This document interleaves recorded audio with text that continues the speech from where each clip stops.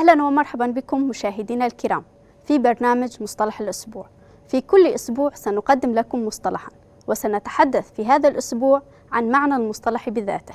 لقد رأى القائد عبد الله أوجلان ضرورة لإعادة تعريف المصطلحات التي نستخدمها لكي يتعمق نظام تفكيرنا وتصل الحياة إلى مستوى أكثر دقة من الاستيعاب والتحليل.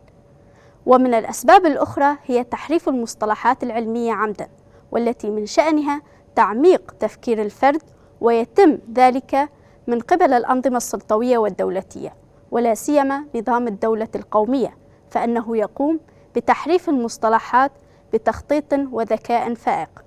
إلا أن كافة الأنظمة الحاكمة قامت بمثل هذه الممارسات عبر التاريخ، فلقد قام نظام الحداثة الرأسمالية بذلك إلى حد كبير، لدرجة تم تغيير وقلب معنى بعض المصطلحات وإفراغها من جوهرها الحقيقي. وهنا يتوجب علينا تصحيح المصطلحات المشوهة من جهة وتنويعها من جهة أخرى، وهذا ضروري لتمكين من تطوير مستوى تفكيرنا وتنظيمه أكثر، وتحسين طرق التواصل بيننا، وإنشاء الحياة الحرة بمعرفة وتنظيم أكبر. وفي هذا السياق ركز القائد عبد الله أوجلان على العديد من المصطلحات، وأعاد تقييم الإطار الاصطلاحي لدى تغييره للبراديغما. ولا شك أن تغيير البراديغما أحدث تغييرا جذريا في النهج الإيديولوجي والسياسي، وأصبح توجيها من الناحية الفلسفية، كما أن إعادة النظر في المصطلحات وتعريفها بشكل صحيح يلعب دورا هاما ضمن هذه التغيرات الجذرية.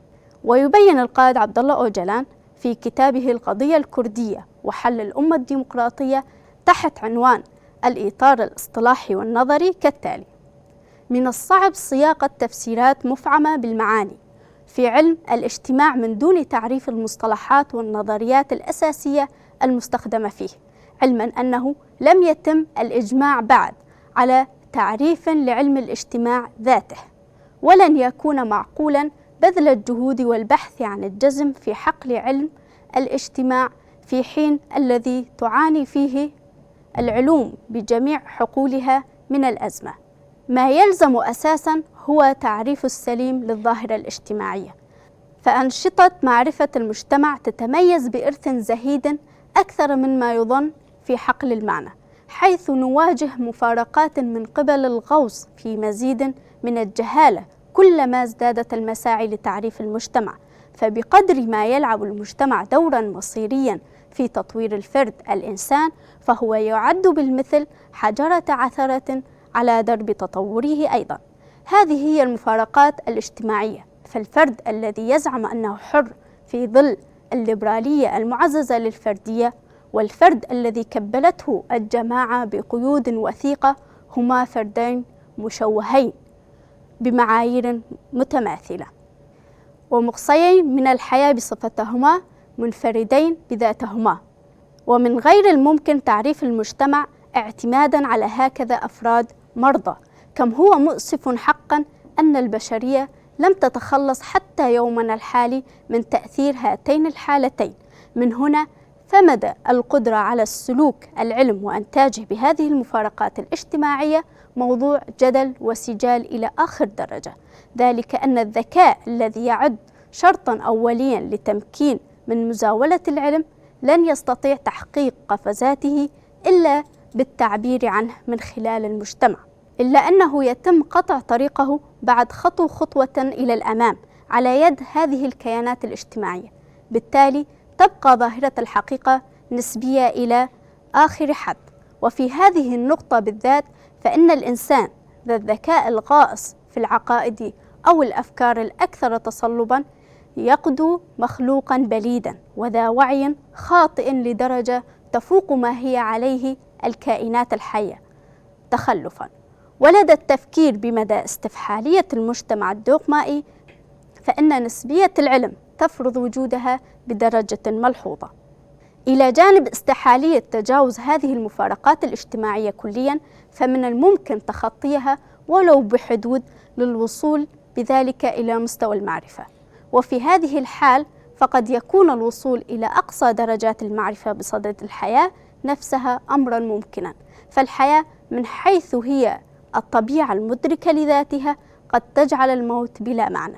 ولدى تساؤلنا متى يتوقف أو ينتهي صراع التوالد والمأكل والمأمن لدى الكائنات الحية، فالجواب الأكثر حكمة يتجسد في إشارتنا إلى أن كل ذلك يكمن في الإنسان باعتباره الطبيعة المدركة لذاتها، وبإمكاننا تسمية ذلك بالكونية النهائية. بالرغم من الاعتقاد بالوقوع في ذاتية مفرطة، إلا أنه يمكن القول أن كل ما يرى ويدرك ويحس هو محدود بالإنسان باعتباره كيانا متسما بالنسبية. بالتالي فمدى نجاح الطبيعة المدركة لنفسها على هذا النحو في تمثيل الكونية هو موضوع جدال إلى حد ما، ولكن وجود كونية خارج نطاق الإنسان بوصفها طبيعة مدركة لذاتها هو أيضا موضوع سجال محتدم. وبالإمكان القول أننا وقعنا مرة أخرى في مفارقات بالقول أنه بقدر ما يكون الكون الكامن خارج حدود عقل الإنسان الذي يعتبر اختصارا لجميع الكائنات العالم موضوع جدال، فإن مدى تمثيل عقل الإنسان للكون أيضا هو موضوع جدال. لكن كامل نطاق الحقيقة مؤطر ومحاط بهذه المفارقات. النتيجة التي يجب استخلاصها هنا هي الطابع النسبي للمعرفة وعلاقتها الوثيقة بالطبيعة الاجتماعية. بناء عليه لا يمكن تجاوز الأزمة المستفحلة في عالم العلم إلا بالتركيز على الطبيعة الاجتماعية وبعقد أواصرها مع الطبيعة الأولى والثالثة بنحو صحيح وأخلاقي وجمالي وبنوال نسبي أيضا. هكذا قيم القائد عبد الله أوجلان حول إشكالية تعريف المصطلحات، لأننا أكثر ما نعاني منه اليوم هو مشكلة تعريف وفهم المصطلحات.